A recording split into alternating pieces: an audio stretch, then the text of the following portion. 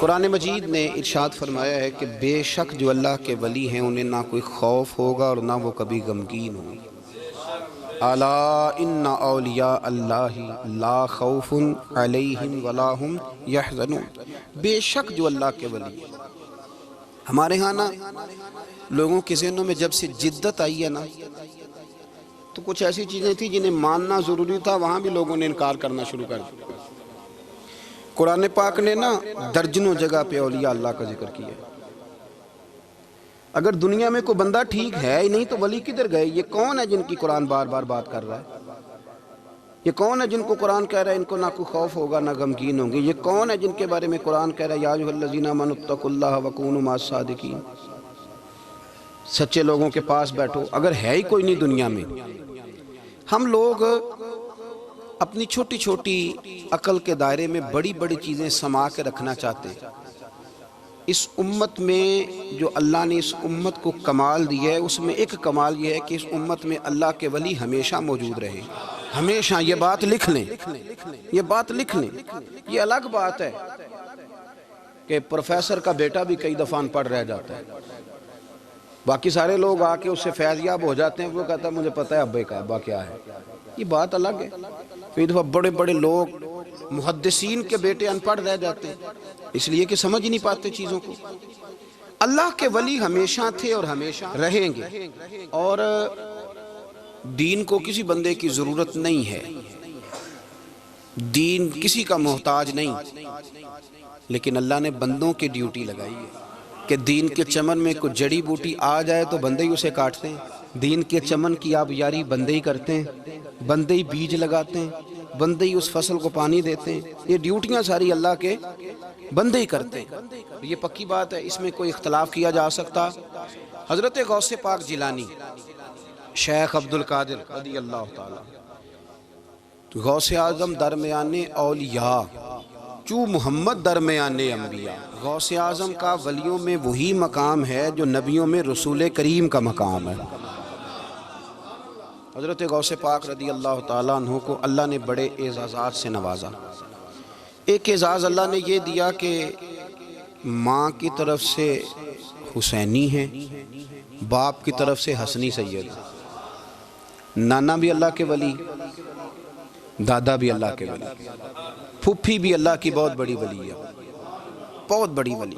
والد گرامی، آپ نے وہ سیب والا واقعہ تو بڑا ہی سنا ہوا ہے، اس طرف تو میں نہیں جاتا۔ ماں بھی اللہ کی بہت بڑی ولی ہے۔ یہ اللہ نا اسباب بناتا ہے، خود ماحول بناتا ہے۔ آپ کے جو والد گرامی تھے ان کا نام تھا ابو صالح سید موسیٰ جنگی دوست رحمت اللہ علیہ۔ بادشاہ کے کچھ سپاہی تھے جو مٹکے اٹھا کے جا رہے تھے، اور مٹکے تھے شراب کے بھرے ہوئے، مٹکے اٹھا کے جا رہے تھے۔ حضرت سید محمد موسیٰ جنگی دوست رحمت اللہ علیہ بھی قریب سے گزرے۔ یہ کیا ہے بھائی؟ بدبو سے سمجھ تو گئے، تصدیق کے لیے پوچھا کیا ہے؟ انہوں نے کہا جناب یہ بادشاہ کا سامان لے کے جا رہے ہیں۔ آپ تو جھنڈے والی گاڑی کو ویسے نہیں نہ پوچھ سکتے، سوال ہی نہیں پیدا ہوتا۔ آپ چونکہ جمہوری لوگ ہیں، آپ نے تو بس دفتر بنانا ہے، جب الیکشن ہوگا نا اپنے دروازے کے سامنے سارے محلے سے لڑائی لینی ہے کہ ووٹ میرے آکے دیں، پھر ٹھیک 1.5 مہینے کے بعد سجدہ صاف بھی کر جاتے ہیں، بندہ غلط سی میں نے پتہ ہی نہیں لگا۔ تو یہ پہلے سوچنا تو تھوڑا سا ایسے ہی بلا وجہ الیکشن تو روز کبھی کبھی آئے گا، تو ہم نے ایک جگہ تو روز رہنا، ایک دوسروں سے جھگڑے کرنا اور معاذ اللہ تعالیٰ غیبتیں کرنا، عزتیں اچھالنا، یہ مسلمان کا شیوا نہیں ہے۔ حضرت غوث پاک کے والد نے پوچھا کیا لے کے جا رہے؟ بادشاہ کا سامان ہے جی۔ ہاتھ میں ڈنڈا تھا، 3 مٹکے تھے شراب کے بھرے ہوئے، زور سے ایک ایک ڈنڈا مٹکوں پہ مارا تو مٹکے ان کے سروں پہ ٹوٹ گئے۔ بادشاہ سلامت، ہم سارے تقریباً بادشاہ سلامت ہوتے ہیں، یہ کسی کی جرت ہے مطلب میرے گھر کے معاملے میں مداخلت کرے ہو، پھر بادشاہ ہو۔ لوگوں نے جا کے بڑی غیبتیں کی، بڑی بڑی کہانیاں سنائیں۔ اس نے تو توڑ دیا جی مٹکے آپ کے، نے کوئی حال نہیں چھوڑا۔ تو بادشاہ کہنے لگا بلاؤ سید موسیٰ پاک جنگی دوست رحمت اللہ علیہ کو بلا لیا۔ تو کہنے لگے بادشاہ تمہیں پتا تھا مٹکے کس کے ہیں؟ آپ فرمانے لگے پتا تھا مجھے۔ کہا کیوں توڑے؟ فرمایا اس لیے توڑے کہ مجھے تیرے اوپر رحم آ گیا تھا، تو اگر شراب پیے گا تو دوزخ میں جلے گا۔ مجھے رحم آیا تھا، میں نے توڑ ڈالے۔ تو کہنے لگا آپ کون ہیں؟ تو آپ فرمانے لگے میں محتسب ہوں، میری حساب کتاب لینے کی ڈیوٹی ہے، محتسب ہوں، غلط آدمی کا حساب کروں گا۔ تو بادشاہ کہنے لگا کس نے ڈیوٹی لگائی آپ کی؟ فرمانے لگے میری ڈیوٹی میرے رب کریم نے لگائی ہے، میری ڈیوٹی اللہ نے لگائی ہے۔ تأمرون بالمعروف وتنہون عن المنکر، مسلمان کے ذمے ہے اچھائی کا حکم دے گا، برائی سے روکے گا، یہ ذمہ داری ہے میری، اللہ نے ڈیوٹی لگائی ہے۔ بادشاہ پہ اتنا روب طاری ہوا کہ کہنے لگا حضور آپ کی بڑی مہربانی، آپ نے یہ کام کیا۔ کہنے لگا جناب اگر آپ اجازت دیں تو میں بھی آپ کو محتسب نہ بنا دوں، آپ میرے وزیر بن جائیں، کوئی بندہ اس طرح کا کام کرے تو اسے روکیں۔ تو آپ فرمانے لگے نہیں، تو اپنی نوکری سنبھال کے رکھ، جسے اللہ ڈیوٹی پہ لگائے اسے پھر بندوں کی ڈیوٹیاں نہیں کرنی چاہیے۔ یہ اعزاز اللہ نے انہیں دیا، یہ شان رب کریم نے عطا فرمائی۔ ان کے صاحبزادے تھے حضرت غوث پاک جیلانی رضی اللہ تعالی عنہ۔ اللہ تعالیٰ نے جب کسی شخص سے کام لینا ہوتا ہے تو اللہ اس کے لیے اسباب بھی خود ہی پیدا کر دیتا ہے۔ علامہ اقبال اپنے استاد کی بڑی قدر کرتے تھے، شمس العلماء کی۔ تو ایک دن حضرت شمس العلماء سے کہنے لگے استاد جی آپ کی مہربانی سے پڑھ گیا ہوں۔ تو فرمانے لگے پتر تیری کلاس میں تو 250 لڑکا تھا، میری مہربانی تو سب پہ تھی، پر سارے تو اقبال نہیں نہ بنے۔ فرمانے لگے تیرے اندر بھی کوئی خوبی تھی، اس کی وجہ سے اللہ نے تجھے یہ اعزاز، کوئی چیز تیرے اندر بھی۔ اللہ تعالیٰ جب کسی بندے کو نوازتا ہے نا تو بندہ بھی محنت کرتا ہے، لیکن اس کی محنت سے زیادہ اللہ کے فضل کا دخل ہوتا ہے۔ تو بندے کئی دفعہ کہنے لگ جاتے ہیں بڑی مشقت کی، بڑی محنت کی، کچھ بھی نہیں ہوتا، زیادہ اللہ کے فضل کا انحصار ہوتا ہے۔ پر رب جیسے چاہتا ہے ویسے فیصلے دیتا ہے۔ آپ فرماتے ہیں کہ میں چھوٹا سا تھا، والد انتقال کر گئے، والدہ تھی میری اور ہم 2 بھائی تھے۔ فرماتے ہیں بچے کھیلنے کے لیے نکلے تو میں بھی ان کے پیچھے کھیلنے نکل گیا۔ ایک بیل بچوں کے قابو آ گیا، تو بچوں کے قابو کو چیز آ جائے تو پھر وہ اس کا جو حال ہوتا ہے وہ تو ہمیں پتہ ہی، ہم سارے بچے رہ چکے ہیں۔ تو کہتے ہیں وہ بیل قابو آ گیا، کوئی اس کے کان چھیڑتا، کوئی اس کی دم چھیڑتا، کوئی اس کے سینگ چھیڑتا، کوئی کسی جگہ سے اسے تنگ کرتا۔ مختلف بچے اس کو نا دم سے پکڑ کے ہلاتے، بیل بھاگتا۔ حضور غوث پاک فرماتے میں بھی آگے بڑھا، اور میں نے جب اس کی دم پکڑ کے ہلائی تو بیل نے میری طرف منہ کیا اور کہنے لگا عبدالقادر تو نانا ایسے کر، بول کے کہنے لگا تو نانا ایسے کر، تجھے رب نے ان کاموں کے لیے پیدا نہیں فرمایا۔ آپ فرماتے مجھے اتنا خوف طاری ہوا، بیل کو بولتے دیکھا تھا پہلی دفعہ، بیل کو۔ اب میرے سنی کو بھی دلیلوں کی ضرورت ہوتی ہے، دلیل نہ دیں، کسی بزرگ کی بات سنائیں تو سنی بھی تھوڑا تھوڑا دائیں بائیں دیکھتا ہے۔ یہ شور ایسا ہوا ہے نا، پراپوگنڈا ایسا ہے۔ میں حدیث پاک سنا دیتا ہوں۔ رسول کریم صلی اللہ تعالیٰ علیہ وآلہ وسلم فرماتے ہیں ایک شخص نے بیل پہ سواری کر لی تھی۔ بیل سواری کے لیے نہیں پیدا کیا گیا، سواری کے لیے اونٹ ہیں، خچر ہیں، گھوڑے ہیں، گدھے ہیں، بیل کھیتی باڑی کے لیے۔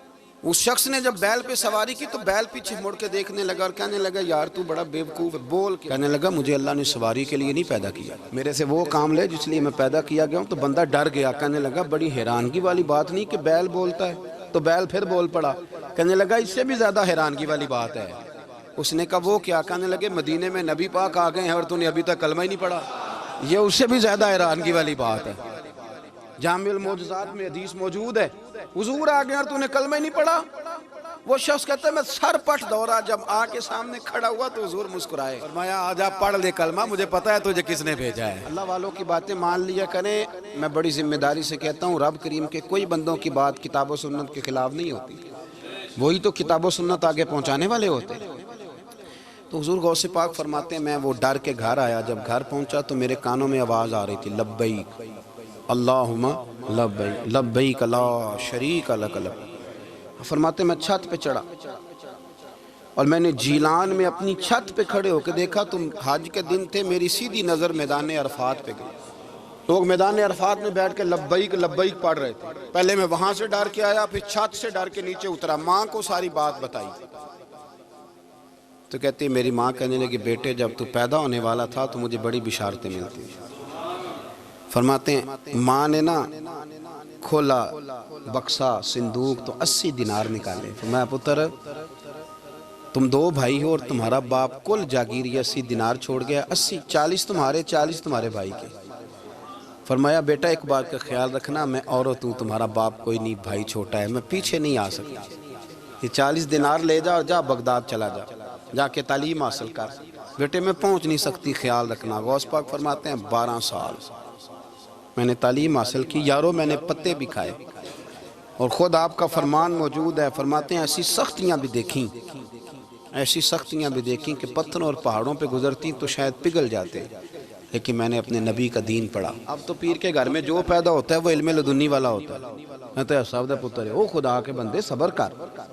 اگر غوث پاک حسنی حسینی سید ہو کے باقاعدہ پھٹی پہ بیٹھ کے پڑھتے ہیں، تو کس پیر کا مرید ہو گیا جسے علم ہی کوئی نہیں، جو جاہل آدمی ہے؟ یہ ضروری ہے، علوم دینیاں ضروری ہیں، اس کے بغیر کام نہیں چلتا. اور غوث پاک رضی اللہ تعالیٰ عنہ کی آپ پوری زندگی پڑھ کے دیکھ لیں. غوث پاک تمام اولیاء کے امام ہیں ساری زندگی. غوث اعظم سے کسی نے پوچھا آپ نے سب سے زیادہ دین کا کام کس طرح کیا، تو فرماتے ہیں تقریر کے ذریعے.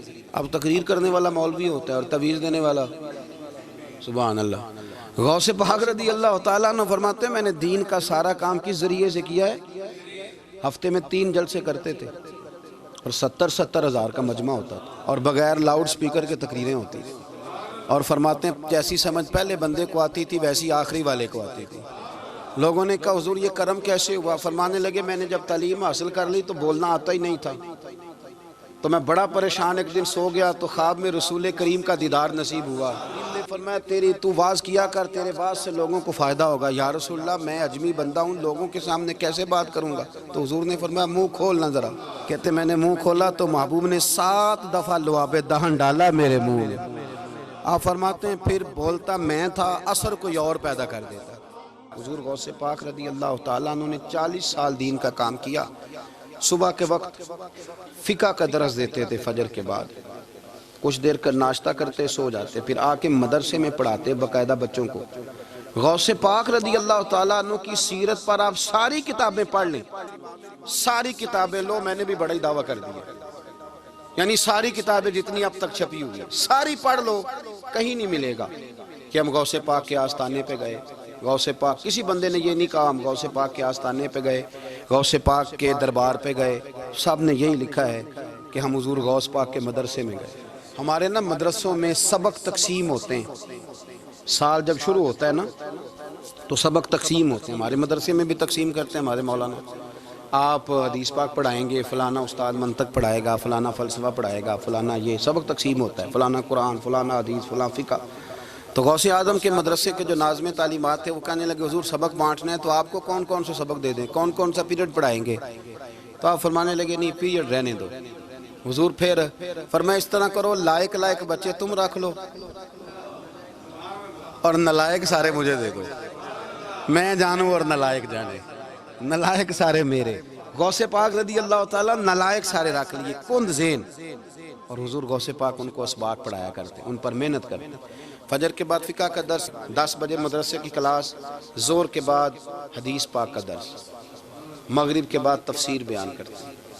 بانج علموں جو کرے فقیری وہ کافر مرے دیوانہ. اور عشاء کی نماز کے بعد ہفتے میں 3 جلسوں سے خطاب. اور یہ سارے کام کر کے نا تو پھر بھی غوث اعظم جب دنیا چلی جاتی تو وضو کر کے مصلی پہ بیٹھ جاتے. اور 40 سال بیت گئے، ساری رات اللہ کی بارگاہ میں عبادت کرتے. 40 سال حضور غوث پاک کو اللہ نے بڑا اعزاز دیا، کتابیں لکھی، ڈیوٹی کی، محنت کی، کوشش کی پوری دنیا میں. میں پہلے بھی بتا چکا ہوں پھر بتاتا ہوں، یہ جو صلاح الدین ایوبی کا بہت نام لیتے ہیں نا، بہت بڑے مجاہد تھے. صلاح الدین ایوبی کے ساتھ 70,000 کی فوج تھی، سارے کے سارے غوث پاک کے مرید تھے. صلاح الدین ایوبی نے حضور غوث پاک کی زیارت نہیں کی پر تعلیم غوث پاک کے مدرسے میں حاصل کی. اس کو بڑا شوق ہو نا کتابیں دیکھنے کا، وہ میرے پاس آئے میں دکھاؤں گا انشاءاللہ تعالی. صلاح الدین ایوبی حضور غوث پاک کے مدرسے کا طالب علم ہے. یہ آپ کے ملک میں 2-3 دن سے رٹا چل رہا ہے، وکیلوں کا، ڈاکٹروں کا، کل سے یونیورسٹی کا بھی چل گیا ہے. یہ لڑائی کسی مولوی 2 گروپوں میں ہوئی ہوتی نا، چلو نام بولو میں نے پتہ ہے اگلی گل دے، کسی مولویوں کے 2 مدرسوں میں ہوتی نا تو جو طوفان اٹھنا تھا نا ہر چوک میں، مولوی لڑاندے بڑا لے یہ بڑی. میں نے دعوت دی تھی پرسوں، میں نے کہا جب وکیل مکمل تعلیم کر لینا اسے 2 سال مدرسے میں لاؤ. ہم اسے سکھائیں گے اٹھنا کیسے ہے بیٹھنا کیسے ہے. ان کو لاؤ اس لیے کہ ہم اپنی بات نہیں بتائیں گے, ہم بتائیں گے محمد عربی کی باتیں صلی اللہ علیہ. مہربانی کرو, مجھے کوئی شکوہ نہیں ان سے کوئی کسی قسم کا, اس لیے کہ ہمارے ملک میں نا احتجاج کا کلچر پرموٹ کیا گیا ہے. ہم نے یہ ماحول بنا کے دیا ہے سڑک بلاک کرنے کا. یہ ہمارے قریب ایک گاؤں ہے تو روز ڈکیتیاں ہوتی تھی, بچہ بھی قتل, پولیس والے سنتے ہی نہیں تھے. ان بیچاروں نے روڈ بلاک کیا تو سب صحیح ہو گیا, اسی وقت سارا کچھ ہو گیا. اب پہرے داری بھی لگتی ہے, اب جناب چوکیاں بھی قائم ہو گئی, سب کچھ ہو رہا ہے. مزاج بنا دیا ہم نے. یہ عدم برداشت ہے, یہ کلچر خطرناک ہے, یہ کلچر تباہ کرے.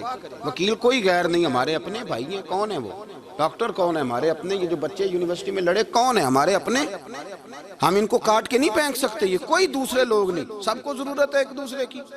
لیکن خدا را مہربانی کرو, معاشرے میں برداشت کا کلچر پیدا کرو, سکون کا کلچر پیدا کرو, سہنا سیکھو. سنو ایک بات کرتا ہوں, اللہ کرے کہ میں سمجھا سکوں. سارے فیصلے خود نہ کرو. اگر تمہیں نظر آئے نا کہ آپ کے ساتھ کہیں ناانصافی بھی ہو رہی ہے تو ساری عدالتیں دنیا میں نہیں لگنی, ایک قیامت میں بھی لگنی ہے. ہاں امام حسن کو زہر دے دیا گیا تو امام حسین کہنے لگے بھائی بتاؤ کس نے دیا ہے. فرمایا حسین اگر وہی وہ نہیں جس پر مجھے شک ہے تو میں کسی آدمی کا بلا وجہ تمہیں نام کیوں بتا دوں. کہا پھر بھائی آپ اشارہ تو نہیں بتا دیں. تو فرمایا حسین اگر وہی ہے نا جس پر مجھے شک ہے تو پھر بھی میں نے فیصلہ اپنے رب پہ چھوڑ دیا. فرمایا میرے رب سے زیادہ بہتر فیصلے کرنے والا کوئی موجود, کچھ فیصلے اللہ پہ چھوڑ دیں. آپ یقین کریں آپ کو بڑا ہی مزہ آئے گا, آپ کو سکون آئے گا زندگی میں. کچھ فیصلے اللہ پہ چھوڑو, برداشت کا کلچر پرموٹ کریں اس وطن کے اندر. یہ بڑا پیارا ملک ہے, اس میں برداشت کا کلچر پیدا کریں. وکیل کو ہر وقت ڈاکٹر کی ضرورت ہے, ڈاکٹر کو ہر وقت وکیل کی ضرورت ہے. ہم ایک دوسرے کے بغیر دیکھیں نا, میں نے آئین بھی رکھا ہوا ہے پاکستان کا, لیکن اس کے باوجود کو مسئلہ بن جائے تو میں کسی وکیل صاحب کو فون کرتا ہوں. میرے دوست ہے, میں پوچھتا ہوں کہ یار یہ مسئلہ ہے, اس کا کیا حال ہے. ہم مل کے رہتے ہیں معاشرے میں. برداشت کے کلچر کو پرموٹ کریں, پیار کریں, محبت بانٹیں. یہ وطن ہے, اس کو مل کے سنواریں گے تو انشاءاللہ تعالیٰ یہ رسول اللہ کے دین کا قلعہ بنے گا بڑا مضبوط. اس سے پیار کریں. مثبت غلط بات ہے تو اس کو آپ سمجھائیں, اس پر تبلیغ کریں, لیکن یہ نہ کریں کہ آپ عدم برداشت کا ماحول پیدا کریں. حضور غوث پاک رضی اللہ تعالیٰ عنہ دین کا کام. ایک بات, اللہ والوں کے پاس لوگ دعاؤں کے لیے جاتے ہیں, کیوں جاتے ہیں؟ سنو, میرے ساتھ ایک شخص رہتا ہے, صبح سے شام تک میری ڈیوٹی کرتا ہے, نوکری کرتا ہے, خدمت کرتا ہے, گاڑی چلاتا ہے, یہ کرتا ہے وہ کرتا ہے. ایک صاحب ہیں جو 3 سال کے بعد ملتے ہیں. پھر وہ جو 3 سال کے بعد ملتے ہیں وہ شکوہ کرتے ہیں کہ پیر صاحب اس کی بات زیادہ مانتے ہیں. تو پیر صاحب اب کدھر جائیں, یہ سارا دن پیر صاحب کی مانتا ہے. نہیں سمجھ آ رہی ہے آپ کو بات؟ یہ مزاج ہے نا جی. ایک بندہ سارا دن دنیا داری کرے, مال کمائے, پتہ نہیں جھوٹ بولے, بڑا کچھ کرے, اور ایک اللہ کا ولی جو اپنا بنائے کچھ نہ, سارا دن رسول اللہ کی باتیں کرے, سارا دن اللہ کے دین کی خدمت کرے. اور بھائی وہ جب ہاتھ اٹھاتا ہے نا تو پھر اللہ اس کی بات کو قبول کرتا ہے. کچھ میرے خاص ہیں, کچھ تیرے خاص ہیں, تو کچھ رب کے بھی خاص ہیں. اور اس پر بھی میں پہلے آیت پڑھ لوں گا تاکہ دلیل مضبوط ہو جائے. اللہ فرماتے ہیں واللہ یختص برحمتہ من یشاء. فرمایا میں نے کچھ بندوں کو اپنی رحمت سے اپنا خاص بنا لیا.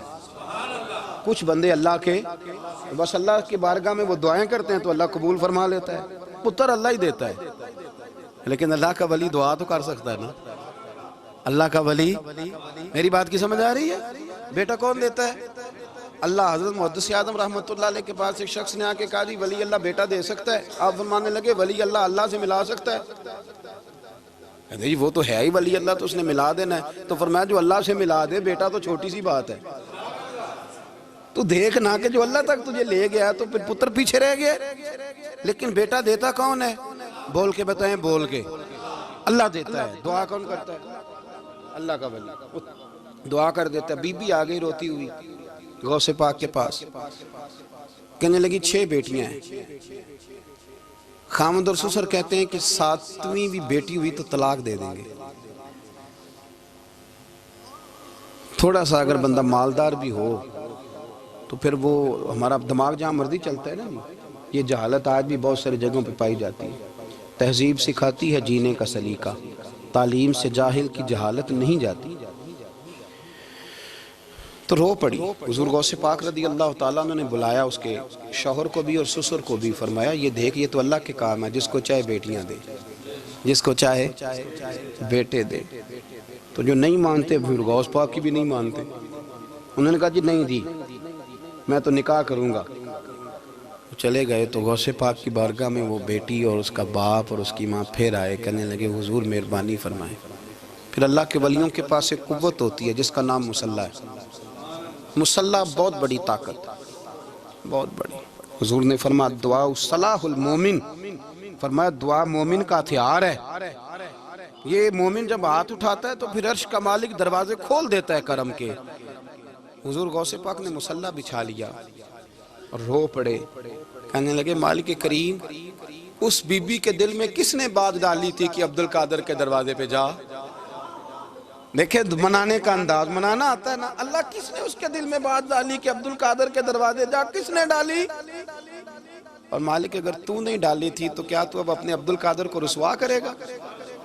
اگر تو نہیں بھیجا ہے کہ ادھر جا تو اب تو رسوا کرے گا؟ حضور غوث پاک رضی اللہ تعالیٰ نے دعا مانگ کے چہرے پہ ہاتھ پھیرے، بچی کے سر پہ ہاتھ رکھا، فرمانے لگے پتر جا، مجھے امید ہے اللہ نے 6 بیٹیاں دی ہیں تو 7 بیٹے بھی عطا فرمائے گا۔ تو بی بی کہتی ہے پھر رب نے فضل فرمایا اور 7 ہی بیٹے عطا فرمائے، پھر 7 ہی بیٹے رب کریم نے دیے۔ تو جو اللہ کی مان تھا پھر اللہ بھی اس کی، تو اس میں اختلاف کی کیا بات ہے؟ یہ سادی سی بات ہے۔ ایک بغداد کا سوداگر تھا، بڑا مالدار تھا۔ ایک دن اس نے بغداد کے سارے علماء اور مشائخ کی دعوت پکائی تو غوث پاک کے پاس بھی آیا، کہنے لگا حضور شام کا کھانا ہے۔ آپ نے اس کا چہرہ دیکھا تو وہ رو پڑا، کہنے لگا بغداد کے پیر انکار نہ کرنا۔ آپ نے فرمایا تو جا میں آؤں گا۔ شاگرد مرید کہنے لگے حضرت جی آپ بڑی مشغولیت تھی شام کو، فرمایا اتنا بڑا آدمی جب رو پڑتا ہے تو لگتا ہے بڑا مجبور ہے، چلیں گے۔ شام کو جب اس کے دروازے پہ گئے تو کھانا بھی اس نے چنا تو ساتھ اس نے ایک ٹوکرا ایک صندوق بھی لا کے رکھا، اوپر سے خالی۔ جب غوث پاک نے اٹھ کے دیکھا تو اندر اس سوداگر کا بیٹا، اس تاجر کا بیٹا، دونوں ٹانگوں سے معذور، دونوں ہاتھوں سے معذور، ایک ہی بیٹا اپاہج ہے۔ وہ تاجر رو پڑا، کہنے لگا حضور بڑی دنیا جانتی ہے بڑا مال ہے، پر جب تنہا بیٹھتا ہوں تو کھول کے روتا ہوں۔ وہ بے نیاز ہے نا، ساری زندگی کے بعد ایک بیٹا دیا تو وہ بھی اپاہج ہے۔ حضور بال سفید ہو گئے، لوگوں کی اولاد بڑھاپے کا سہارا بنتی ہے، میں بوڑھے وقت میں اس کو اٹھا کے پیشاب پخانے کے لیے لے کے جاتا ہوں۔ بغداد کے عبد القادر سنا ہے جب تو دعا مانگتا ہے تو رب قبول فرما لیتا ہے، تو مہربانی فرما اگر میرا پتر ٹھیک ہو جائے، میرا زور کوئی نہیں مالک بے نیاز ہی بڑا ہے، اگر مہربانی ہو جائے۔ تو غوث پاک نے پھر مصلی بچھایا، مصلی بچھا کے کہنے لگے مالک تو اپنے بندوں کے دل میری طرف کیوں موڑتا ہے، اور اگر موڑتا ہے تو پھر رحمت کی نظر فرما، بندہ نوازی فرما۔ ایک باپ اتنے رو رو کے آنسو بہا رہا ہے تو کرم نوازی فرما۔ حضور غوث پاک نے ابھی چہرے پر ہاتھ نہیں پھیرے کہ بچہ اللہ اکبر کہتا ہوا صندوق سے باہر نکل آیا۔ خدا کے فضل سے ہم پر ہے سایہ غوث اعظم، ہمیں دونوں جہاں میں ہے سہارا، غوث اعظم کا خدا دے گا منادی حشر میں یہ قادریوں کو، کہاں ہے قادری کر لے نظارہ غوث اعظم کا، اور جمیل قادری 100 جان سے ہو قربان، مرشد پر بنایا جس نے مجھ جیسے کو بندہ غوث اعظم کا۔ اتنا بڑا درجہ حضور غوث پاک کا، اتنا بڑا مقام، لاکھوں لوگ زیارت کے لیے بے تاب رہتے۔ ہمارے ہاں نا خشکی بھی ہو، لوگ اپنے بچوں سے بھی پیار نہیں کر پاتے، کہتے میں تو پرسنالٹی ہوں۔ بھائی پرسنالٹی تو ہے پر یہ تیری اولاد ہے، یہ تیرے اپنے ہیں، یہ تیرا گھر بار ہے۔ غوث پاک اتنے بڑے آدمی گھر سے باہر نکلے تو بچے کھیل رہے تھے گلی میں، بچے کھیل رہے تھے اخروٹ کے ساتھ، غوث پاک گزرے تو اس نے آواز دی، کہتے بابا جی بات سننا، تو بابا جی کہنے لگے پتر بتاؤ۔ غوث پاک مسجد کے امام کو نہیں آپ آواز دے سکتے، وہ کہے گا گستاخ ہیں سارے، میری طرح کے بندے اڑ جاتے۔ آواز دی بابا جی سننا، تو غوث پاک پتر بتاؤ، کہنے لگا حضور میں نا یہ 1 دینار گھر سے لے کے آیا تھا مٹھائی کھانے کے لیے، اب میری ہے باری، اگر میں بازار چلا گیا نا تو میری باری نکل جائے گی، ذرا دوڑ کے جا کے مجھے مٹھائی نہیں لا دیتے؟ تو غوث پاک رضی اللہ تعالیٰ انہوں نے پیسے پکڑے، فرمایا پتر تو باری لے، میں لے کے آیا مٹھائی ابھی۔ غوث اعظم رضی اللہ تعالیٰ عنہ جانے لگے تو خادم کہنے لگے چھوڑے محل ہاتھ میں، چپ کر، اس نے تجھے کہا کہ مجھے کہا؟ غوث پاک رضی اللہ تعالیٰ عنہ بازار چلے گئے، جب بس دکان پہ پہنچے تو وہاں بھی رش ہو گیا۔ حضور آپ کدھر؟ فرمایا میرے دوست نے مٹھائی لینے بھیجا، 100 روپے اور 2 مٹھائی۔ وہ مٹھائی لا کے دی غوث پاک نے اس بندے کو، تو ایک اور بچہ بولا، کہنے لگا حضور ہے پھر مینوں بھی لے آ دیا جی۔ غوث پاک دوڑ کے گئے، اس کی بھی مٹھائی لائے، وہ 3-4 بچوں کی مٹھائی غوث اعظم جاتے آتے وہاں شور ہو گیا، یہ کیا ہو رہا ہے؟ جس نے مزہ لینا اس نے لے ہی لینا، جس نے ذائقہ لینا اس نے ہر بات سے اس نے لے لینا ہے، جس کو لطف آتا ہے اسے آ ہی جاتا ہے۔ خادم کہنے لگا بغداد کے شیخ اب یہ کیا ہے؟ اب فرمانے لگے تجھے نہیں سمجھ آ رہی تو مجھے تو آ رہی ہے نا۔ اس نے کہا حضرت جی وہ کیا؟ فرمانے لگے سمجھ اس بات کو کہ سفید داڑھی والے بھی حاجتیں لے کے عبد القادر کے پاس آتے ہیں، اور 8-8 سال کے بچے بھی عبد القادر جیلانی کے پاس آتے ہیں۔ یہ سمجھ لے، سمجھ آ رہی ہے تو آ جائے، نہیں آتی تو نہ آئے۔ سفید داڑھی والا بھی ادھر ہی رجوع کرتا ہے اور 8 سال کا بچہ بھی۔ تو فرمایا مجھے تو مزہ آ رہا ہے اس بات کا، انہوں نے کسی اور کو تو آواز نہیں نہ دی، کسی اور کو انہیں سمجھ آئی کہ اگر ہمارا مسئلہ حل کرے گا تو عبد القادر جیلانی کرے گا۔ تو فرمایا مجھے تو اس کا بھی مزہ ہی آ رہا ہے، سرور ہی آ رہا ہے۔ 2 باتیں بات ختم کرتے ہوئے یاد رکھنا۔ حضور غوث پاک سے کسی نے کہا اتنا مرتبہ کیسے پایا؟ فرمایا درست العلم حتی صرت کتبہ، کچھ نہیں کیا، پہلے نبی پاک کا دین پڑھا ہے پھر پڑھایا ہے، اللہ نے مجھے کتب بنا دیا۔ اور لوگوں نے کہا حضرت صاحب یہ روحانیت، یہ اندر کی، یہ کیسے ملتی ہے؟ فرمایا 2 کام کرنا، اپنا اخلاق نہ کبھی بگڑنے دینا، اپنا اخلاق، سامنے والا کیا ہے وہ جانے، اس کا کام جانے، تم کیا ہو، تم نے اپنا اخلاق کبھی بگڑنے۔ اور دوسرا حضور غوث پاک رضی اللہ تعالیٰ عنہ فرمانے لگے اللہ سب سے زیادہ راضی اس وقت ہوتا ہے جب کوئی کسی بھوکے کو روٹی کھلاتا ہے۔ فرمایا میں نے ساری زندگی روٹی کھلائی ہے اور اللہ کو راضی کیا ہے۔ اپنے اخلاق کو کبھی نہیں بگڑنے دیں، یہ غوث پاک کی تعلیم، کبھی نہیں بگڑنے دیں۔